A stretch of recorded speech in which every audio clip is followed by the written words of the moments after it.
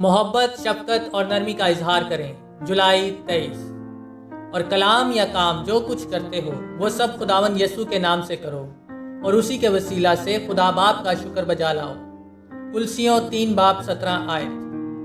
बड़ी जिम्मेदारी उन पर आयद होती है जिन्होंने बाप, बेटे और रूहुल कुदस के नाम पर बपतिस्मा लिया है।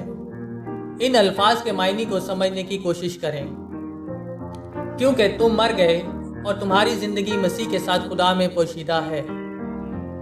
जिस नई जिंदगी पर आप दाखिल हुए हैं, आप में मसीह की जिंदगी की नुमाइंदगी का अहद किया जाता है। पुरानी गुनाहगार जिंदगी खत्म हो गई, बपतिस्मा के अहद के जरिए नई जिंदगी के साथ दाखिल हुई। निजात दहिंदा के किरदार की खूबियों पर अमल करें।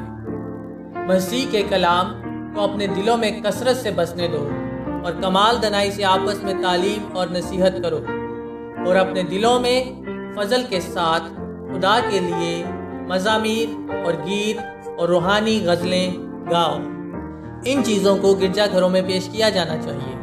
मोहब्बत, शफकत और नरमी का इजहार हमारे दरमियान ज़ाहिर होना चाहिए। खुदा के चुने हुए की हैसियत से रहमत और मेहरबानी को ओढ़ लें। बदले जाने से पहले जो गुनाह आपने किए थे वो पुराने आदमी के साथ मिलकर ख़त्म कर दिए गए हैं। नया आदमी मसीह यसू के साथ तरस, नेकी, फरोतनी, नरम दिली और सब्र को पहन ले। वो लोग जो मसीह के साथ ज़िंदगी के नएपन पर चलने के लिए जी उठे हैं, वो खुदा के मुंतखब करदा हैं। वो खुदा के लिए मुकद्दस हैं और खुदावंद के हजूर खुदा के प्यारे तस्लीम किए जाते हैं। इस तरह वो आजिज़ी ज़हनियत का इजहार करके अपने आप को अलग करने के लिए पुख्ता अहद के तहत हैं। वो खुद रास्तबाजी के लिबास पहने हुए हैं।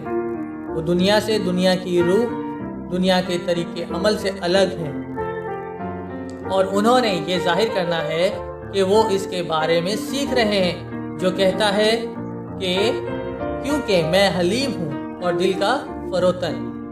अगर उन्हें यह एहसास हो गया है कि वो मसीह के साथ मर चुके हैं, अगर वो बपतिस्मा देने वाले नज़र को बरकरार रखे हुए हैं, तो दुनिया के पास कोई ताकत नहीं कि उनसे मसीह का इनकार करवाए। अगर वो इस दुनिया में मसीह की ज़िंदगी गुजारते हैं तो वो खुदाई फितरत के शरीक हैं। फिर जब मसीह जो हमारी ज़िंदगी है नमूदार होगा, वो भी जलाल के साथ मसीह के साथ ज़ाहिर होंगे। आमीन।